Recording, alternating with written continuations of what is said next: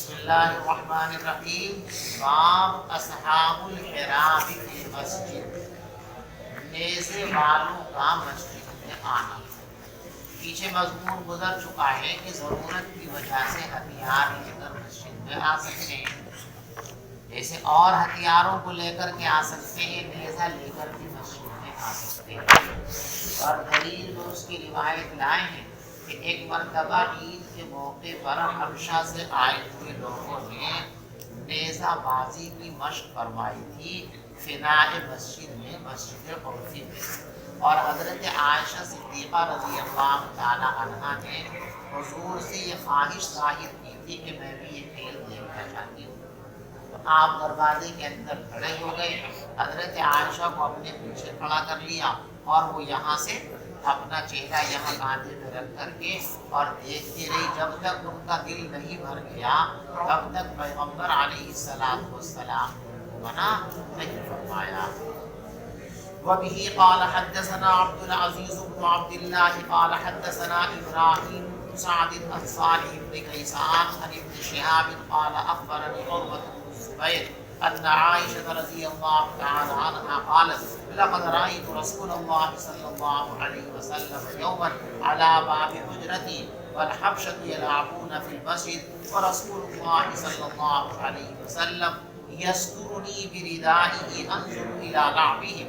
زاد إبراهيم بن المنذر قال حدثنا ابن وهب قال أخبرني يونس عن ابن شهاب عن عروة عن عائشة رضي الله عنها قالت رأيت النبي صلى الله عليه وسلم والحبشة يلعبون بحرابهم۔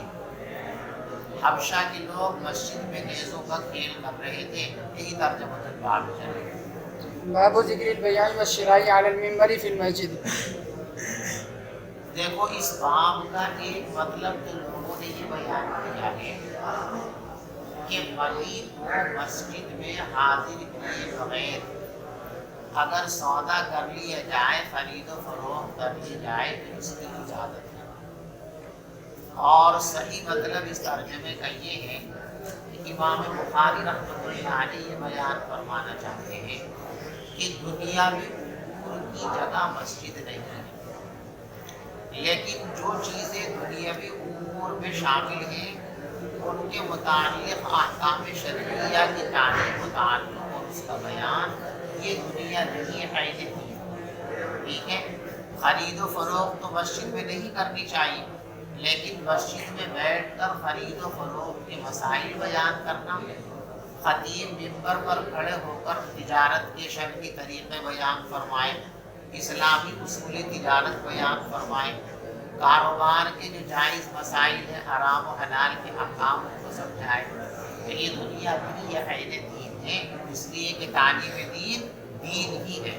بات سمجھے بھی؟ مسجد میں منبر پر کھڑے ہو کر خرید و فروخت کا تذکرہ کرنا، یعنی ایسا کر سکتے ہیں، جائز ہے، یہ امور دنیا میں شامل ہے۔ وبه قال حدثنا علي بن عبد الله قال حدثنا سفيان عن يحيى عن عمرة عن عائشة رضي الله عنها قالت أتتها بريرة سألتها في كتابتها۔ حضرت بریرہ رضی اللہ تعالی عنہ یہ نہایت خوبصورت ہیں اور انتہائی سمجھدار ہیں، ایمان لے آئی ہیں لیکن یہودیوں کی غلامی میں اور ملکیت میں بھی۔ انہوں نے آزادی چاہی تو ان کے مالک نے ان سے یہ طے کر دیا کہ تم جو ہے چند اونٹی یا چاندی ہمیں قیمت کے طور پر دے دو قسطوار، تو ہم تمہیں آزاد کر دیں گے۔ اب بیچاری کہاں سے پیسے ادا کریں؟ تو پہلی قسط ادا کرنے کا نمبر آیا تو اب چندہ کر رہی ہے، اور چندہ کرنے کے لیے حضرت عائشہ صدیقہ رضی اللہ تعالی عنہ کے پاس آئی کہ آپ بھی کچھ مدد فرما دیجیے، مجھے ایک اونٹی یا چاندی دیجیے اپنے مالک کو۔ تو حضرت عائشہ نے فرمایا کہ دیکھو میں تمہاری مدد بھی کر سکتی ہوں، لیکن کب تک تم اس طرح چندہ مانگ کے ادائیگی کرو گی؟ بہتر یہ ہے کہ تم اپنے مالکوں سے بات کر لو، وہ تمہاری مناسب قیمت بتا دیں اور میں یک مشت وہ قیمت ادا کر دوں گی اور پھر تمہیں خرید کر کے میں آزاد کر دوں گی، تو تم مشقت سے بھی بچ جاؤ گی اور تم کو آزادی بھی مل جائے گی، اور غلام کو آزاد کرنے کی جو عظیم فضیلت ہے مجھے وہ حاصل ہو جائے گی۔ انہوں نے جا کر بات کی اپنے مالکوں سے، ان کے منہ میں پانی آ گیا، کہنے لگے بھی دیکھو ہم یہ بات تو مان لیتے ہیں کہ ہم تمہیں عائشہ کے ہاتھوں فروخت کر دیتے ہیں، لیکن جب عائشہ تم کو آزاد کرے گی تو بلا عائشہ کو نہیں ملے گی، بلا ہم کو ملے گی۔ بلا سمجھتے ہو؟ جب کوئی شخص کسی غلام کو آزاد کر دے اور اس غلام کا انتقال ہو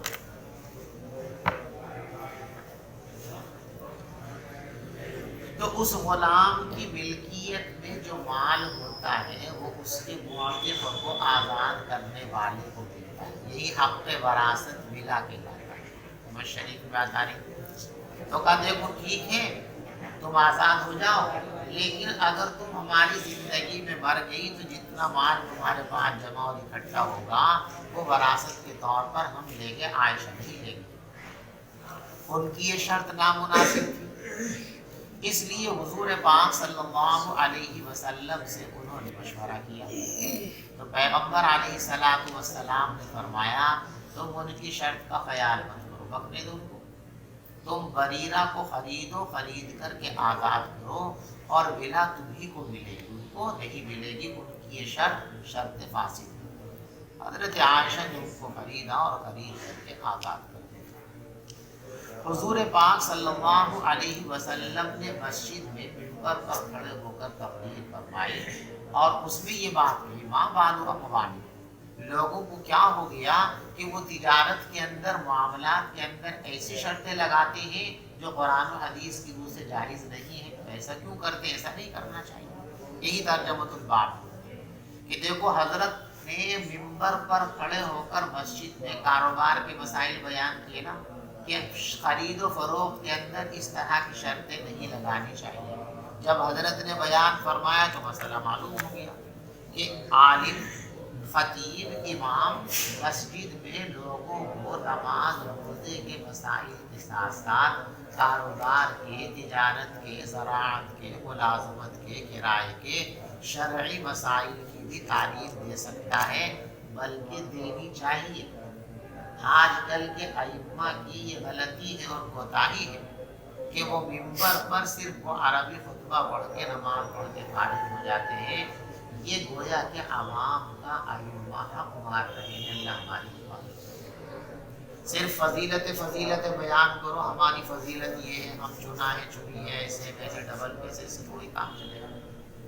ہر فضیلت کے پیچھے کوئی نہ کوئی عمل ہوتا ہے، وہ عمل ہم کرتے نہیں اور فضیلت کے نقارے بجائے تو کیسے فضیلت ملے گی؟ امام جانشین پیغمبر ہے، تو جو پیغمبر نے کیا ہے اماموں کو وہی تو کرنا چاہیے، جبھی تو وہ جانشین کہلائیں گے۔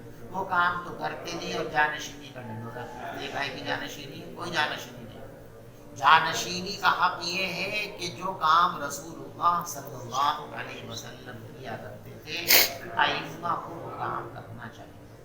آج جو امت میں بگاڑ ہے اس کی بنیادی وجہ یہ ہے کہ ائمہ نے اپنا فرض منصبی چھوڑ دیا اور اسی کا نتیجہ یہ ہے کہ لوگوں کی نگاہوں سے ائمہ اور علماء کی قدر و منزلت میں ہماری جو قدر و منزلت لوگوں کی نگاہوں میں گھٹی ہے، جس کا ہم رونا رو رہے ہیں اور جس رونے کی بنیاد پر بہت سارے جاہل کیا کہہ رہے، مشورے دے رہے علماء کو کہ امامت چھوڑو، کاروبار میں لگ جاؤ۔ جاہل لوگ ہی مشورہ دینے والے، یہ نادان دوست ہیں اور نادان دوستوں سے بہتر دانا دشمن ہوتا ہے۔ دانا دشمن سے اتنا نقصان نہیں پہنچتا جتنا نادان دوست کے نادان کے انسان کو برباد کرتا ہے۔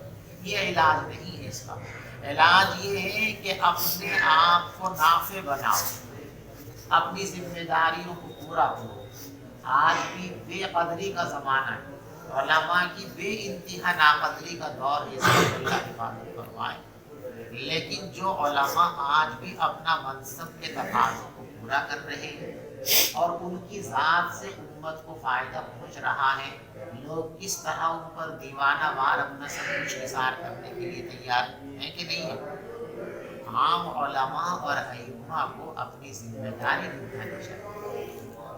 میں نے کہا تھا نا کہ امام بیان کر سکتا ہے، سکتا نہیں، میں کیا کہتا ہوں، امام کو یہ سارے مسائل ممبر پر بیان کرنے چاہیے، لوگوں کو یہ ساری چیزیں سکھانی اور بتانی چاہیے۔ بات سمجھ میں آ گئی آپ کو؟ یہاں ایک چھوٹا سا سوال ہے، شریعت کا قانون بیع کے اندر یہ ہے کہ بیع کے اندر شرط فاسد اگر لگا دی جائے تو وہ بیع فاسد ہو جاتی ہے، نافذ العمل دیکھیں، اور یہاں ان کی طرف سے یہ فاسد شرط لگائی گئی اور پھر بھی حضور پاک صلی اللہ علیہ وسلم نے اس بیع کو جائز قرار دے دیا، حالانکہ یہ بیع تو جائز نہیں ہو سکتی۔ اس مسئلے کو سمجھو، انسان جو معاملات کرتا ہے، عقد کرتا ہے، وہ دو طرح ہے، ایک وہ ہے کہ جن کو کرنے کے بعد ان کا افعالہ ممکن ہے، ایک وہ کہ جن کو کرنے کے بعد ان کا افعالہ ممکن ہے۔ مثلا آپ نے کسی چیز کو بیچ دیا، کسی چیز کو کرائے پر دے دیا، ان کا افعالہ ہو سکتا ہے۔ افعالہ کے معنی کنڈم کرنا، کینسل کرنا۔ آپ کہہ سکتے ہیں بھائی دیکھو مجھے معاف کر دو، مجھ سے غلطی ہوگی، یہ سامان بیچ دیا، مجھے تو خود اس کی بہت ضرورت ہے، اب تمہیں بیچ کے پھر میں خرید کے جاؤں گا تو بڑی پریشانی ہوگی، پلیز آپ اس کو جو ہے ختم کر دیجیے، ٹھیک ہے۔ خرید لیا آپ نے کوئی سامان، اب آپ کہہ سکتے ہو بھائی غلطی ہو گئی مجھ سے، میرے پاس تو پہلے سے یہ سامان گھر میں موجود ہے اور مجھے اس سے کہیں زیادہ فلاں سامان کی ضرورت ہے، تو آپ یہ سامان مجھ سے واپس ہو سکتے ہیں۔ تو جن عقود کے اندر افعالہ ممکن ہے، ان عقود کے اندر اگر شرط فاسد لگائی جائے گی تو اس شرط فاسد کی وجہ سے وہ معاملہ اور عقد فاسد ہو جائے گا، قابل فسخ ہو جائے گا۔ بات سمجھ میں آ رہی؟ اور کچھ عقود ایسے ہیں کہ ان کے انعقاد کے بعد افعالہ ممکن نہیں ہے۔ ایک آدمی نے کسی سے کہا عورت سے بھی تم میری بیوی بن جاؤ، 15,000 دے دوں گا، اب کہتا یار میں تم کسی گھر میں پہلے سے بیوی بن میں کیا کروں گا، اب نہیں چلے گا، اس کا افعال ہوگا، ٹھیک ہے جی کوئی بات نہیں، اگر آپ بھی رکھنا چاہتے ہیں تو ٹھیک ہے، تم اپنے گھر میں، اپنے گھر نہیں ہو سکتا ایسا۔ نکاح کرنے کے بعد اس کا افعالہ ممکن نہیں، اگر نکاح کے بندھن سے نکلنا چاہتے ہو تو افعالہ نہیں کر سکتے، آپ کو باقاعدہ طلاق دینی پڑے گی، طلاق دیں گے اور اس کے حقوق ادا کریں گے تو آپ بندھن سے نکلیں گے، ورنہ بندھن سے۔ تو اب نکاح مثال کے طور پر ناممکن الافعالہ ہے، اس میں افعالہ نہیں ہو سکتا، اور بیع کے اندر افعالہ ہو سکتا ہے۔ بات سمجھ میں آ رہی ہے؟ تو اب یہ دونوں تمیز آپ سمجھ گئے نا کہ حقوق دو طرح کے ہوتے ہیں، ایک وہ جو ممکن الافعالہ ہو، ایک وہ جو ناممکن الافعالہ ہو، ٹھیک ہے، جن کو کرنے کے بعد کینسل کیا جا سکتا ہو اور وہ جن کو کرنے کے بعد کینسل نہیں کیا جا سکتا۔ اب ضابطہ سنو، اگر شرط فاسد ایسے عقد کے اندر لگائی جائے جو ممکن الافعالہ ہے، یعنی جن کو کرنے کے بعد کینسل کیا جا سکتا ہے، تو ایسے معاملات کے اندر شرط فاسد نفس معاملہ کو فاسد کر دیتی ہے، وہ شرط جو ہے اس کو خراب کر دیتی ہے۔ اب وہ عقد نہیں رہتا شریعت کی نگاہ میں، اس کو فسخ کرنا ضروری ہوتا ہے، سمجھ گئے؟ اور اگر جو ہے شرط فاسد لگائی ہے ایسے امور کے اندر کہ جو ممکن الافعالہ نہیں ہے، ان کو ایک مرتبہ کم کرنے کے بعد اب ختم نہیں کر سکتے، افعالہ نہیں کر سکتے، ان میں اگر شرط فاسد لگا دی جائے تو وہ شرط لغو ہو جاتی ہے، معاملہ اپنی جگہ پر درست اور صحیح ہو جاتا ہے۔ اسی لیے آپ نے کتاب النکاح کے اندر ہدایہ میں پڑھ لیا، کیا پڑھا کہ نکاح کے اندر شرط فاسد اگر لگا دی جائے تو نکاح درست اور صحیح ہو جاتا ہے اور وہ شرط لغو ہو جاتی ہے۔ بات سمجھ گئے؟ اب یہاں آپ سمجھیے نفس مسئلہ، مجھے اشکال ہو رہا تھا نا کہ یہاں شرط کو آپ نے کیسے گوارا کر لیا، شرط تو معاملے کو فاسد کر دیتی ہے۔ تو یہاں دو معاملے ہیں، ایک ہے حضرت عائشہ کی طرف سے بریرہ کو خریدنا، ٹھیک ہے، خریدنے سے ولا کا کوئی تعلق نہیں، خریدنے سے ولا نہیں پیدا ہوتی، ایک ہے خریدنے کے بعد آزاد کر دینا، اس کا ولا سے تعلق ہے، سمجھ گئے بھائی؟ تو یہ جو شرط تھی یہ بیع کے اندر نہیں تھی بلکہ کہاں تھی؟ اعتاق کے اندر تھی۔ اور اعتاق ناممکن الافعالہ ہے، اس کا افعالہ نہیں ہوتا۔ آزاد کرنے کے بعد غلام کو آپ کہیں یار غلطی ہو گئی، مجھ سے بھول ہو گئی، چل دوبارہ سے بن جا میرا غلام، اب نہیں بنتا، بیعت ہو گیا۔ تو یہاں شرط کہاں ہے؟ اعتاق کے اندر، ولا کے اندر ہے، بے کے اندر نہیں ہے۔ اور بے کے اندر شرط فاسد بے کو فاسد کرتی ہے، اور اعتاق کو شرط فاسد نہیں کرتی، بلکہ شرط خود لغو ہو جاتی ہے۔ تو یہاں یہ شرط جس کو آپ نے گوارا کیا، یہ شرط بے کے اندر نہیں ہے بلکہ اعتاق اور ولا کے اندر ہے، اور اعتاق اور ولا کے اندر شرط فاسد لغو ہوتی ہے، معاملے کو فاسد نہیں کر سکتی۔ آیا کچھ سمجھ میں آپ کے؟ ترجمہ کرا دوں؟ حضرت عائشہ سے مروی ہے اتتھا بریرۃ، کہ ان کے پاس حضرت بریر آئی، تسأل فی کتابتہا، اور ان سے درخواست کر رہی تھی بدلے کتابت میں تعاون۔ فقالت، حضرت عائشہ نے فرمایا، ان شئتی آتیت اہلکا، اگر تم چاہو تو میں تمہارے مالکوں کو تمہاری پوری قیمت دے دوں، وَيَكُونُ الْبَلَاءُ لِي، اور مجھے بلا مل جائے گی۔ وقال اہلها، اور اس کے مالکین نے یوں کہا، ان شئتی آتیتہا ما بقیہ، اگر تم چاہو تو باقی قیمت دے دو۔ اور سفیان نے ایک مرتبہ یوں کہا، ان شئتی آتیتہا، کہ انہوں نے یوں کہا کہ اگر تم چاہو تو آزاد کر دو، وَيَكُونُ الْوِلَاءُ لَنَا، لیکن ولا ہم کو حاصل ہوگی۔ فَلَمَّا جَاءَ رسول اللہ، جب پیغمبر علیہ السلام تشریف لائے، ذکرتہ، وہ بعد نے پڑھا اس کو ذکرتہ، اور بعد نے پڑھا ذکرتہ۔ ذکرتہ اگر پڑھیں تو اس کا ترجمہ یہ ہوگا کہ میں نے حضرت سے اس بات کا ذکر کیا، اور اگر ذکرتہ پڑھیں تو اس کا ترجمہ ہوگا میں نے حضرت کو یاد دلایا۔ اب یاد کیوں دلائے گی؟ پھر یہ تعمیل ہم کو کرنی پڑے گی کہ حضرت عائشہ نے یہ بات ایک بار پہلے بھی ذکر کی حضرت سے، لیکن حضرت اس کے جواب دینا بھول گئے۔ تو اب دوبارہ جی حضرت وہ مسئلہ آپ سے پوچھا تھا، بتایا نہیں آپ نے کیسے کرنا ہے، تو یاد دلانے کا مطلب یہ ہوگا۔ تو ذکرتو اور ذکرتو دونوں طریقے سے اس کو پڑھتا ہے۔ ذکرتو میں نے حضرت سے اس کا ذکر کیا، اور ذکرتو میں نے حضرت کو یہ بات یاد دلائی، سمجھے بھائی؟ فقال ابتاعیہا، تو حضرت نے فرمایا کہ تم بریرہ کو خرید لو، فآتقیہا، اور پھر اس کو آزاد کر دو، فإنما الولاء لمن اعتق، ولا تو اسی کو حاصل ہوتی ہے جو غلام کو آزاد کرتا ہے۔ پھر پیغمبر علیہ السلام ممبر پر کھڑے ہوئے، اور سفیان نے ایک مرتبہ تو فرمایا قام علی المنبر، اور ایک مرتبہ فرمایا صعد علی المنبر، مطلب دونوں کا ایک ہی ہے۔ اور ایک بار سفیان نے یوں کہا صعد رسول اللہ صلی اللہ علیہ وسلم علی المنبر فقال، اور حضرت نے فرمایا ما بال اقوام، کیا ہو گیا لوگوں کو، یشترطون شروطا لیس فی کتاب اللہ، ایسی شرطیں لگاتے ہیں معاملات کے اندر جو کتاب اللہ کے اندر نہیں ہے۔ من اشترط شرطا لیس فی کتاب اللہ، جس شخص نے ایسی شرط لگائی جس کا کتاب اللہ میں تذکرہ نہیں ہے، جو شرعاً جائز نہیں ہے، فلیس لہ، تو اس شرط کا فائدہ اس کو حاصل نہیں ہوگا۔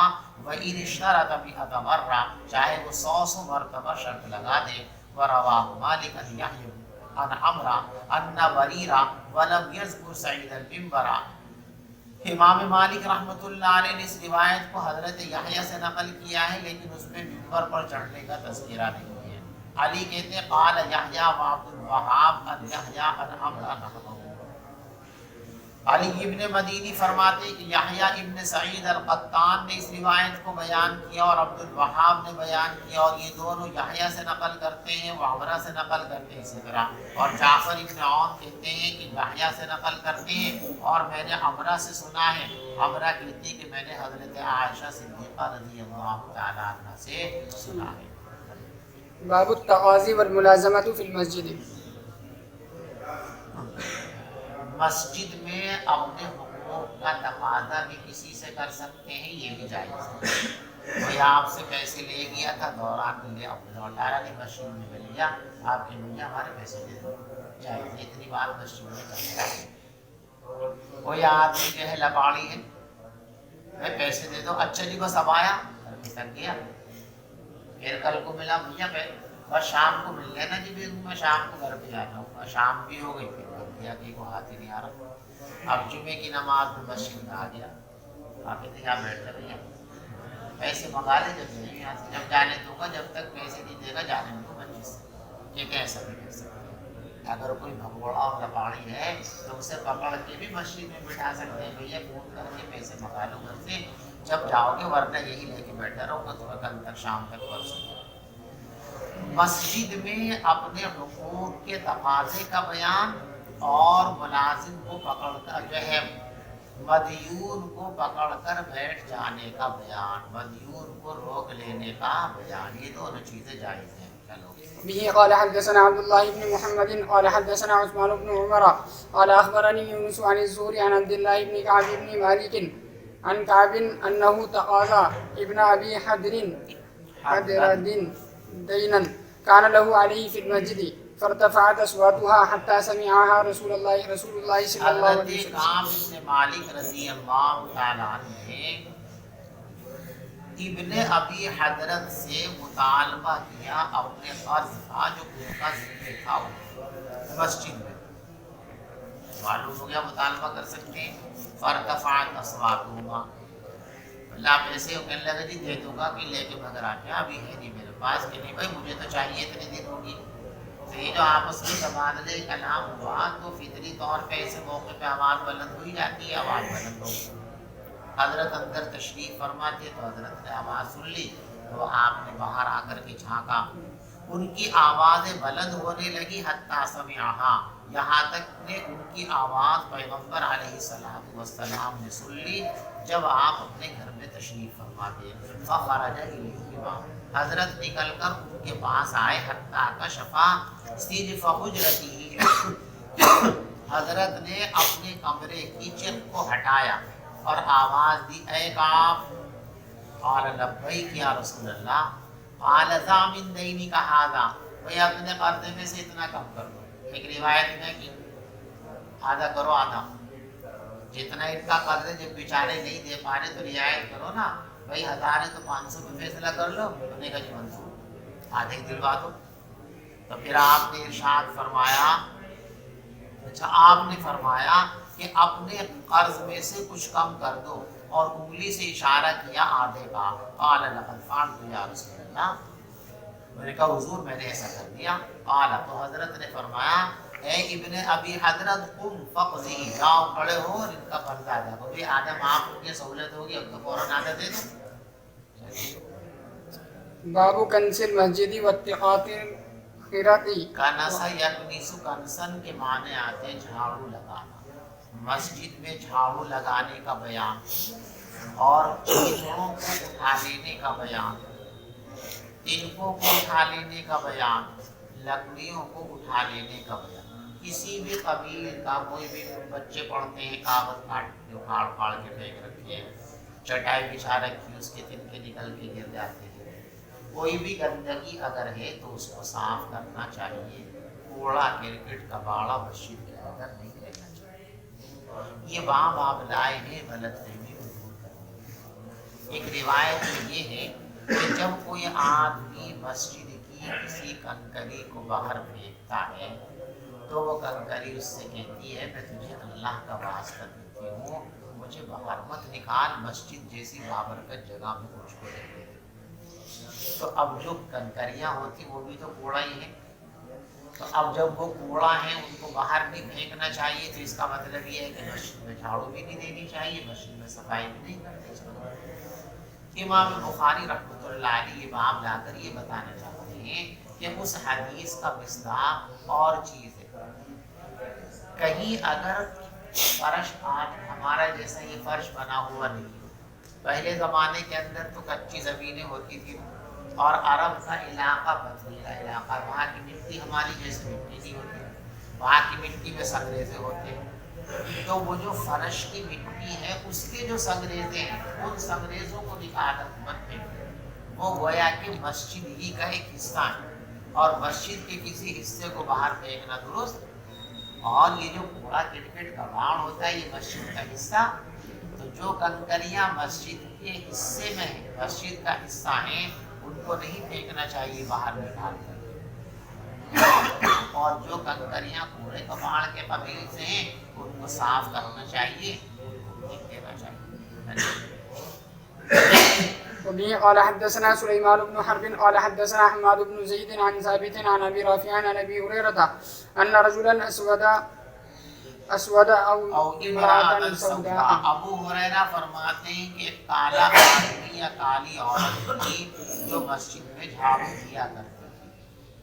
دیکھو مرد یا عورت یہاں تو احتمال کے ساتھ بیان کیا، لیکن دوسری روایتوں سے یہ بات واضح ہے کہ وہ عورت ہی تھی جس کا پیچھے تذکرہ بھی پڑھا آپ نے، کہ وہ حبشہ سے آ کر یہاں ٹھہر گئے تھے، جو حضرت عائشہ بہار کا قصہ سنایا کرتی تھی. کانا یقوم المسجد، وہ مسجد کی صفائی کیا کرتی. بھئی یہ ترجمہ الباب. فماتا، انتقال ہو گیا تو پیغمبر علیہ السلام ان کا انتقال ہوا رات میں. تو صحابہ کرام نے سوچا کہ حضور کو رات میں بیدار کرنا، جگانا خامہ کا آرام میں خلل پڑے گا. غسل دیا، نماز پڑھی اور ان کو رات ہی میں دفنا دیا. اگلے دن جب حضرت نے دیکھا کہ وہ نظر نہیں آ رہی، جناب یہ جنابہ، تو پوچھا بھئی وہ کہاں ہیں؟ انتقال ہو گیا تو رات ہم نے دفنا دیا. تو حضرت نے فرمایا بھی یہ تم نے کیا کیا؟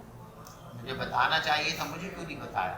اور پھر آپ ان کے قبر پر تشریف لے گئے اور آپ نے قبر پر نماز جنازہ ادا فرمائی. اور یہ حضرت کی خصوصیت ہے، آپ اور ہمیں ان حالات کے اندر اس کی اجازت ہے. انتقال ہو گیا، حضور نے پوچھا تو لوگوں تو مر گئے. آپ نے فرمایا افلا کنتم آذنتمونی بہ، مجھے تم نے اس کی اطلاع کیوں نہیں کی تھی؟ دلونی علی قبری، مجھے اس کی قبر بتاؤ. یوں فرمایا اس عورت کی قبر بتاؤ. فاتا قبرہ، پھر حضرت اس کی قبر پر تشریف لائے. فصلی علیہا، اور قبر کے پاس کھڑے ہو کر اس کی نماز جنازہ ادا فرمائی. باب تحریم تجارت الخمر فی المسجد. دیکھو بہت سی چیزیں گندی ہوتی، قابل تقذر ہوتی، جن کے لائق ہوتی، اور تقذر اور جن کی چیزوں کو بیان کرنا کا باعث ہوتا ہے. لیکن مسائل بیان کرنے کے لیے جو ہے اس کا نام لینا یہ بری بات نہیں بلکہ ضرورت کی چیز ہے. مثلا خنزیر ایک حرام جانور ہے جس کا اردو میں ترجمہ سور ہے. تو بہت سے لوگ سور کہتے ہیں وہ بھنگی کے گھر کا وہ جانور، یہ جانور، کوئی بات نہیں. سور کو سور کہہ دیں تو اس میں کوئی خرابی کی بات نہیں، ٹھیک ہے.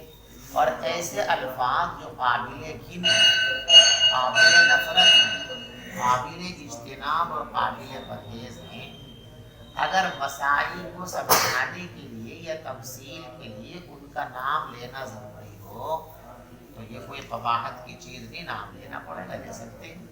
حتیٰ کہ مسجد میں بیٹھ کر آپ مسائل بتا رہے ہیں، مسجد میں بیٹھ کر آپ سبق پڑھا رہے ہیں، تو مسجد میں بیٹھ کر بھی تذکرے کے طور پر، مسائل کی تعلیم و تفریح کے طور پر ان چیزوں کا نام لینے میں مسجد میں بے حرمتی اور بے ادبی نہیں ہے. شراب ایک گندی چیز ہے. اب آدمی مسجد میں بیٹھ کر لوگوں کو مسائل سمجھا رہا ہے، امام صاحب کھڑے ہوئے ہیں، جوا، سٹا، شراب خوری، چوری، یہ سب گندی چیزیں ہیں.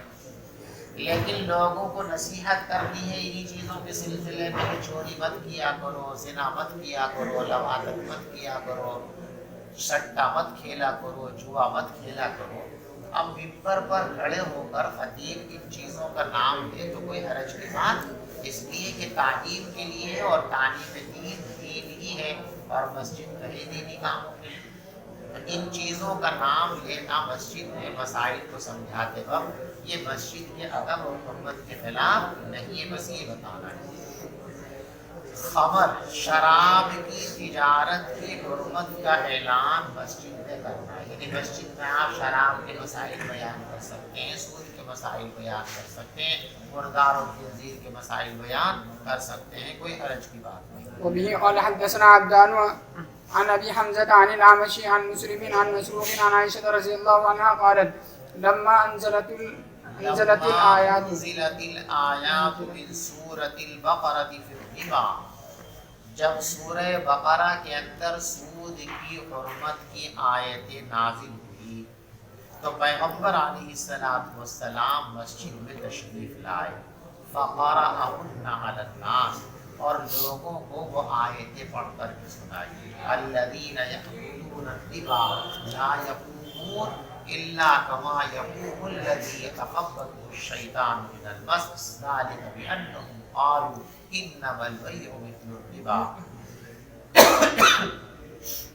وأحل اللہ البیع وحرم الربا إلی آخر الآیۃ. ثم حرم تجارت الخمر، پھر حضرت نے شراب کی تجارت کی حرمت کا اعلان فرمایا. دیکھو شراب کی حرمت کی جو آیتیں ہیں وہ بہت پہلے آ چکی ہیں، سورہ مائدہ کے اندر ان کا تذکرہ ہے. اور سود کی حرمت کی جو آیتیں ہیں وہ اخیر میں آئی ہیں. فتح مکہ کے موقع پر سود کی حرمت کا اعلان ہوا، اسی لیے آپ نے مکہ مکرمہ کے اندر یہ اعلان فرمایا تھا کہ آج سے تمام سود کینسل کیے جاتے ہیں. آئندہ تو سود کا کاروبار ہوگا ہی نہیں. پہلے سے جو سودی کاروبار چلے آ رہے تھے تو جس پر جتنا سود چڑھا ہوا ہے آج وہ سب معاف. اب سب لوگ اپنی اصل رقم کا مطالبہ کریں گے، سود کا مطالبہ. اور فرمایا کہ سب سے پہلے میں اس کی ابتدا اپنے گھرانے سے کرتا ہوں. میرے چچا عباس کا جتنا لوگوں پر قرضہ ہے اس میں جتنا سود ہے میں اس سب کو ختم کرتا ہوں، کینسل کرتا ہوں، معاف کرتا ہوں. پھر آپ نے حرمت تجارت شراب کو بیان کیا. اس سے بعد لوگوں کی غلط فہمی اور شبہ ہو جاتا ہے کہ شاید دونوں کی حرمت ساتھ ساتھ آئی. ایسا نہیں، شراب کی حرمت تو پہلے آ چکی تھی، سورہ مائدہ کے اندر اس کا بیان، اور سود کی حرمت اب آئی ہے. تو جب شراب کی حرمت پہلے ہی آ چکی تھی تو یہاں بیان کرنے کا کیا مطلب ہے؟ تو اس کو یاد رکھو، الشیء یذکر بالشیء. بات میں سے بات ہوئی، کوئی آپ نے بات کہی اسی جیسی دوسری بات ذہن میں آ جاتی ہے، تیسری بات ذہن میں آ جاتی ہے، بیان کرتے تھے. تو اس موقع پر اصل تو سود کی حرمت کا بیان کیا گیا تھا. اب شراب بھی جو ہے کیا ہے؟ حرام ہے. اور دونوں میں ایک مناسبت ہے. شراب پی کے آدمی بدہوش ہو جاتا، اسے اچھے برے کی تمیز نہیں رہتی. سود کی محبت میں، مال کی محبت میں سود خور بھی مست ہوتا ہے. اسے یہ پرواہ نہیں کسی غریب کا مکان بکے گا، کسی غریب کی عزت لوٹے گی، اسے صرف اپنے سود سے مطلب ہے. تو مست ہو رہا. جیسے شرابی کو کچھ تمیز نہیں، مست ہو جاتا ہے، بدہوش ہو جاتا ہے، یہ بھی بدہوش ہے. ایک مناسبت ہے نا دونوں کے اندر. اس مناسبت کی وجہ سے شراب کے مسئلے کی طرف آپ کا ذہن چلا گیا تو اسے بھی بیان فرما دیا. سمجھ ماری. پھر آپ نے شراب کی تجارت کی حرمت کا اعلان فرمایا. یہی ترجمۃ الباب کہ حضرت نے یہ اعلان کہاں فرمایا تھا؟ مسجد کے اندر. لہذا حرام چیزوں کے اور گندی چیزوں کے احکام شرعیہ کو مسجد میں بیٹھ کر بیان کرنے سے مسجد کی حرمت پامال نہیں ہوتی ہے. اس لیے کہ اس کا مقصد ہے تعلیم دین، اور مسجد تو ہی دین کا مرکز، لہذا وہاں تعلیم دین کی کا ہوگی. باب الخدم للمسجد. وقال ابن عباس نظرت لك ما في بطنی محررا للمسجد یخدم. دیکھو مسجد میں کوڑا، کباڑ، گندگی، تقذر کی باعث کوئی چیز نظر آ جائے تو ہر شخص کی ذمہ داری ہے، ہر مسلمان کی ذمہ داری ہے کہ وہ دوسرے کا انتظار نہ کرے، دوسرے سے نہ کہے، خود اس کو صاف کرے. ٹھیک ہے نا؟ پیچھے پڑھ لیا آپ نے کہ آپ تشریف لائے، آپ نے دیکھا کہ دیوار پر بلغم لگا ہوا ہے، ریٹ لگی ہوئی ہے، تو آپ کو بڑا غصہ آیا. اور پھر آپ نے صحابہ سے نہیں فرمایا کہ اسے صاف کرو، بلکہ حضرت نے خود یہ کنکری اٹھائی اور اس سے ایسے رگڑ کر اس کو صاف کر دیا. تو اب کسی کے ذہن میں یہ بات آ سکتی تھی کہ پھر تو مسجد کے اندر صفائی کے لیے ملازم نہیں رکھنا چاہیے. اس غلط فہمی کو دور کرنے کے لیے باب لائے. ہر آدمی کو اس کا اہتمام کرنا چاہیے، لیکن ضرورت ہو تو صفائی کے لیے، مسجد کے امور کی انجام دہی کے لیے ملازم آدمیوں کو مقرر بھی کیا، خادموں کا تقرر کیا جا سکتا ہے.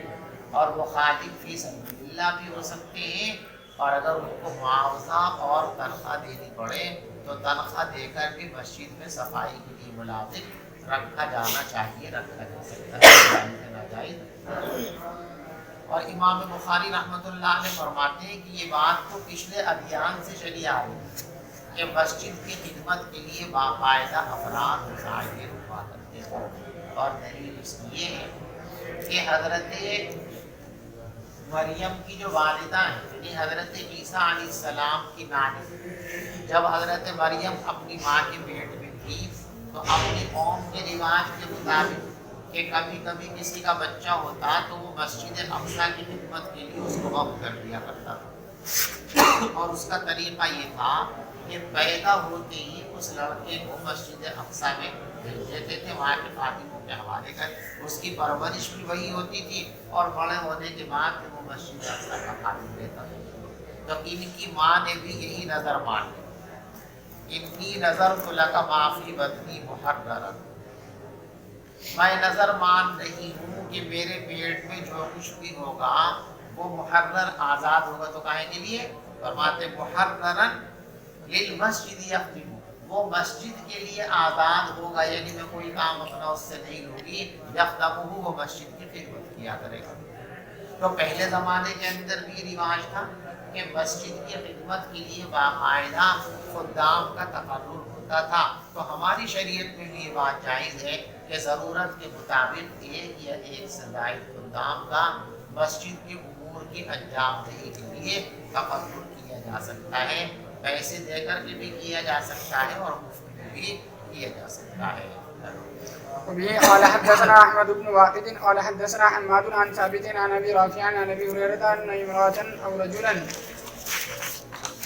كانت تقوم المسجد، فرماتے ہیں ابو ہریرہ کہ ایک عورت جو فرماتے ہیں کہ ایک مرد یہ مسجد کی صفائی کیا کرتے تھے، ولا اراہ الا امرأۃ، اور راوی کہتے ہیں کہ میرا خیال تو یہی ہے، یہ ابو رافع کا کلام ہے کہ میرا خیال یہی ہے کہ حضرت نے مرد نہیں بلکہ عورت فرمایا تھا، فذکر حدیث النبی، اور پھر وہی حدیث بیان کی جو پیچھے گزر چکی ہے کہ آپ نے ان کے قبر پر نماز جنازہ پڑھی تھی، یعنی وہ حبشت جو عورت تھی وہ مسجد کی خدمت اور صفائی پر مامور تھی۔ سکتے ہیں معلوم ہو گیا کہ مسجد کی خدمت کے لیے کسی خادم کا تقرر کیا جا سکتا ہے۔ باب الاسیر ابی الغریم یربط فی المسجد، قیدی کو یا مقبوض کو مسجد میں باندھا بھی جا سکتا ہے۔ حضور پاک صلی اللہ علیہ وسلم کے زمانے میں جو قیدی پکڑ کر لائے جاتے تھے ان کو مسجد کے اندر باندھ دیا جاتا تھا۔ امام بخاری رحمۃ اللہ علیہ فرماتے ہیں کہ آج بھی ایسا کر سکتے ہیں، لیکن ہماری رائے یہ ہے کہ آج ایسا نہیں کرنا چاہیے، اس لیے کہ ابتدائی احوال میں اور انتہائی احوال میں فرق ہے۔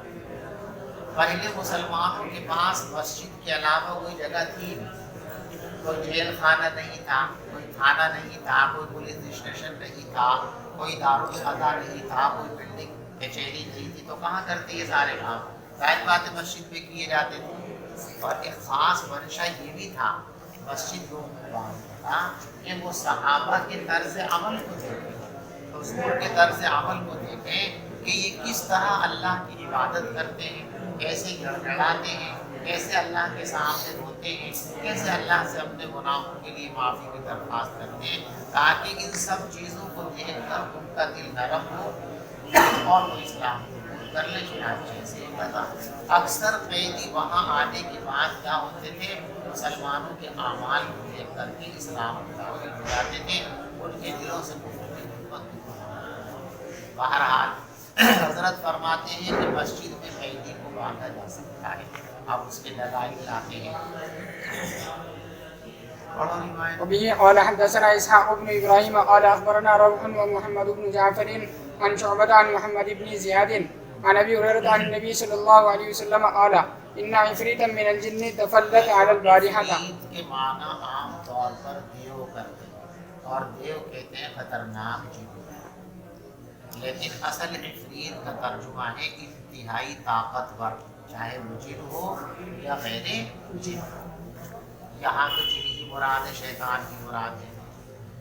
फरमाते हैं कि एक जिन ने तफल्लत अलैहिल बारिहता, एक ताकतवर जिन ने मेरे ऊपर हमला किया, मेरे ऊपर कूद पड़ा।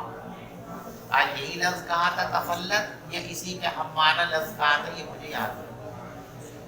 वो आया था वो लियक़ता अलैहि सलाता, ताकि वो मेरी नमाज को खराब हो। एक है क़त्अ सलात, एक है फ़साद सलात। यहाँ इस तरह की चीज़ों का पेश आना ये फ़साद सलात का ज़रिया नहीं होता, नमाज के ख़राब होने का ज़रिया होता है कि इंसान की नमाज की जान है खुशू और ये चीज़ें आ जाएं पेश तो खुशू और खुशू खत्म हो जाता है। ताकि मेरी नमाज को ख़राब कर दे तो अल्लाह ने मुझे उस पर ताकत दे दी। व अरदतु अन अरबतहु इला सारियतिन मिन सिवारिल मस्जिद, मैंने पकड़ लिया उसे, जैसे वो आया ना एकदम से मैंने पकड़ लिया और इरादा ये कर लिया कि इसे नमाज का सलाम फेर के ना मस्जिद में सुकून से बात करें। सुबह को सब लोग देखेंगे इसका तमाशा। लेकिन फिर मुझे ख्याल हुआ कि मेरे भाई हज़रत सुलेमान अलैहिस्सलाम ने दुआ की थी, रब्बि हब्ली मुल्कन ला यंबग़ी लिअहदिन मिन बअदी, अल्लाह मुझे ऐसी हुकूमत अता फरमा दे कि मेरे बाद किसी को ऐसी हुकूमत न हो। और वो जो सुलेमान अलैहिस्सलाम की बेमिसाल हुकूमत थी उसमें ये भी शामिल है कि जिन्नात पर भी उनकी हुक्मरानी है। तो मुझे ख्याल हुआ कि मैंने अगर जिनको बांध दिया तो इससे ये साबित होगा कि जिन्नात पर मेरी भी हुक्मरानी है, तो मेरे भाई सुलेमान के जवाब में असरदार हो जाएगी बात। इसलिए सुलेमान अलैहिस्सलाम की दुआ की रियायत में मैंने उसको छोड़ा। ठीक है। इमाम बुखारी रहमतुल्लाह अलैह जो इस्तिदलाल फरमाते हैं वो इसी जुमले से कि मस्जिद में बांध सकते हैं। दलील इसकी कि हजरत ने उसको बांधने का इरादा किया तो जायज़ था, कभी तो इरादा किया। अगर मस्जिद में कैदी को बांधना जायज़ ना होता तो हजरत किसी नाजायज़ काम का इरादा तो नहीं फरमाते। आपका इरादा फरमाने की दलील है कि ये काम मस्जिद के अंदर किया जा सकता है। आया समझ में? जी। मैंने इरादा कर लिया था कि इसको मस्जिद के सुकून से बांध दूंगा, यहाँ तक कि तुम सुबह करो तो उसको देखो सब के सब। फिर मुझे अपने भाई सुलेमान अलैहिस्सलाम की दुआ याद आ गई, रब्बि हब्ली मुल्कन ला यंबग़ी लिअहदिन मिन बअदी क़ाल रऊहुन फरद्दहु ख़ासिया, हज़रत ने ज़लील करके उसको वापस लौटा दिया। बाबुल इग़्तिसाली इज़ा असलमा व रत्बिल असीरी अयज़न फिल मस्जिद व काना शुरैहुन यअमुरुल गरीमा अन युहबस इला सारियतिल मस्जिद। बाब के अंदर जो मसला था वो इस बाब के अंदर बयान करना है, एक नया मसला भी बयान करना है कि कोई आदमी काफिर है तो उसको गुस्ल करना चाहिए ईमान लाने के बाद या नहीं करना चाहिए। काफिर ने जिस वक्त इस्लाम कबूल किया है, अगर उस वक्त वो जुनूबी था, उसने जनाबत लाहिर होने के बाद अभी गुस्ल नहीं किया था, उससे पहले इस्लाम कबूल कर लिया, तो तमाम फुक़हाए उम्मत का इत्तेफाक है कि उस पर गुस्ल करना फर्ज़ है। गुस्ल करने के बाद वो इस्लामी इबादतों को अंजाम देगा, इसके बगैर वो कुछ भी नहीं कर सकता। लेकिन एक आदमी जनाबत का गुस्ल अपना कर चुका था अपने मज़हब के मुताबिक, जब वो इस्लाम लाया तो उस वक्त वो हालत जनाबत के अंदर नहीं था, तो अब उसको गुस्ल करना चाहिए या नहीं करना चाहिए। तो बाज़ फुक़हा की राय ये है कि उसके लिए गुस्ल करना वाजिब है, लेकिन जमहूर फुक़हा बिलख़ुसूस अहनाफ की राय ये है कि गुस्ल करना वाजिब नहीं है, अलबत्ता मुस्तहब और पसंदीदा है कि वो गुस्ल करें। हमारी बात वाजिब नहीं है, इसकी दलील ये है कि हुज़ूर पाक सल्लल्लाहु अलैहि वसल्लम के हाथों पर लाख लोगों ने इस्लाम, तकरीबन 1 लाख से भी ज़्यादा लोग मुसलमान हैं। अगर गुस्ल ज़रूरी होता तो आप सबको इसका हुक्म फरमाते, और इतने सारे लोगों को हुक्म फरमाते तो तवातुर के साथ हदीस में इसका जिक्र आता कि हज़रत काफिरों को इस्लाम लाने के बाद बाकायदा गुस्ल करने का हुक्म दिया करते थे, लेकिन ऐसा रिवायतों के अंदर नहीं है। इसका मतलब ये है कि आप सबको इसका हुक्म, اور جب سب کو اس کا حکم نہیں دیتے تو مسئلہ صاف ہو گیا کہ یہ واجب نہیں ہے، البتہ مستحب اور پسندیدہ ہے۔ اور جس روایت میں آپ نے ایک شخص کو اسلام لانے کے بعد یہ فرمایا تھا کہ بیری کے پتے پانی میں پکا کر غسل کرو، وہ استحباب پر محمول کیا جائے گا، وجوب پر اس کو محمول نہیں کیا جائے گا۔ آیا سمجھ میں بھائی؟ اسلام لانے کے بعد غسل کرنے کا بیان اور مسجد میں قیدی کو باندھنے کا بیان۔ دلیل لاتے وکان شرعی، یہ اسلام کے چیف جسٹس ہیں، قاضی القضات سپریم کورٹ کے جج ہیں۔ قاضی شرعی رحمت اللہ علیہ مقروض کے بارے میں حکم دیا کرتے تھے کہ اس کو مسجد کے ستون سے باندھو، جس کے بارے میں پتہ چلتا ہے ٹاٹ مٹول کرتا ہے، پیسے ادا نہیں کرتا، لپاڑی ریلیم دینے کا نام ہی نہیں لیتا، اور جو دائن ہوتا جس کا قرضہ ہوتا وہ عدالت میں کہ حضرت میرا پیسے نہیں دے رہی، تو آپ اگر دیکھتے کہ بھی یہ بھگوڑا ہے جانے سے پھر واپس نہیں آئے گا تو کہتے باندھ دو اس کا سکون، پیسے نہ کا تو اسے باندھ دیا جاتا تھا، گھر والے پیسے لا کر کے دیتے تھے تب اس کو بول دیا جاتا تھا۔ تو اب جب مدیون کو بندوا دیتے تھے سپریم کورٹ کے جج اسلامی، تو معلوم ہوا کہ مسجد کے اندر باندھ دینا جائز سے جائز نہ ہوتا تو کیوں باندھتے؟ سمجھے بھائی؟ وبه قال حدثنا عبد الله بن يوسف قال حدثنا الليث قال حدثني سعيد بن ابي سعيد انه سمع ابا هريره قال بعث وسلم خيلا قبل نجد، پیغمبر علیہ الصلوۃ والسلام نے گھڑ سواروں کا ایک دستہ نجد کی طرف بھیجا، فجاءت برجل من بنی حنیفہ، تو بنو حنیفہ کے ایک آدمی کو پکڑ کر لے آئے صحابہ جس کا نام تھا ثمامہ ابن قصار، فربطوه بصاریۃ من سواری مسجد، انہوں نے لا کر اس کو مسجد کے ایک ستون سے باندھ دیا۔ وسیع ترجمہ الباب کہ مسجد کے ستون سے لا کر کے باندھا، حضرت نے دیکھا تکبیر نہیں فرمائی تو معلوم ہوا کہ باندھنا جائز ہے، قیدی کو مسجد میں لا کے باندھتے ہیں۔ لیکن ہم بتا چکے ابتدائی زمانے کی بات ہے، آج بھی اس کے انتظامات موجود ہیں، جیل خانوں کے اندر ڈالا جائے گا۔ پیغمبر علیہ الصلوۃ والسلام اس شخص کے پاس آئے اور فرمایا ادرکوا، سمجھو کو یہ روایت کے اندر اختصار کر دیا گیا، 3 دن کے بعد ان کو کھولا گیا تھا۔ پہلے دن حضرت تشریف لائے، بتاؤ ثمامہ کیا خیال ہے؟ میں نے کہا جی ٹھیک ہے، ان تقتل زاد من، اگر تم مجھے قتل کرو گے تو ایک صاحب الدم کو قتل کرو گے، یعنی ایسے شخص کو قتل کرو گے جو واجب القتل ہے، تو آپ اختیار کر دو قتل۔ وَإِن تُنْعِمْ عَلَىٰ شَاكِرٍ، اور اگر تم میرے اوپر احسان کرو گے، میرے ساتھ سلوک کرو گے، یعنی مجھ کو آزاد کر دو گے، تو تم ایک شکر گزار اور احسان سناش آدمی پر احسان کرو گے، یعنی ایسا نہیں کہ میں آپ کے اس احسان کو بھول جاؤں گا، اگر آپ نے احسان کر دیا مجھ پر، چھوڑ دیا مجھے، تو اس احسان کا بدلہ میں آپ کو ضرور چکاؤں گا، اس کو بھولوں گا کبھی نہیں، میں آپ کے احسان کے نیچے رہوں گا۔ اور اگر آپ یہ چاہتے ہیں کہ فدیہ لیں تو بولیے، اگر آپ مال چاہتے ہیں تو جتنا آپ کہیں گے اتنا میں منگا دوں گا اپنے گھر سے، پیسے مالداران کی بات۔ حضرت نے کوئی جواب نہیں دیا، چلے گئے۔ پھر دوسرے دن آ کے فرمایا کیا خیال ہے؟ پھر یہی کہا، پھر تیسرے دن پھر یہی کہا، تیسرے دن آپ نے فرمایا اطلقوا ثمامہ، وہی ثمامہ کو 3 دن تک ان کو روکے رکھنے کا مقصد اصل میں مسلمانوں کی نقل و حرکت ایکٹیویٹیز دکھانا تھا کہ مسجد میں رہ کر یہ مسلمانوں کے حالات کو دیکھیں تاکہ اسلام کی خوبیاں ان کو پتہ چل جائیں اور یہ اسلام کی طرف مائل ہو جائیں۔ 3 دن کے اندر یہ کام ہو گیا، چھوڑ دیا۔ اب ان کے دل کے اندر اسلام اثر انداز ہو چکا تھا، تو اب یہ آزاد ہو کے گھر نہیں گئے۔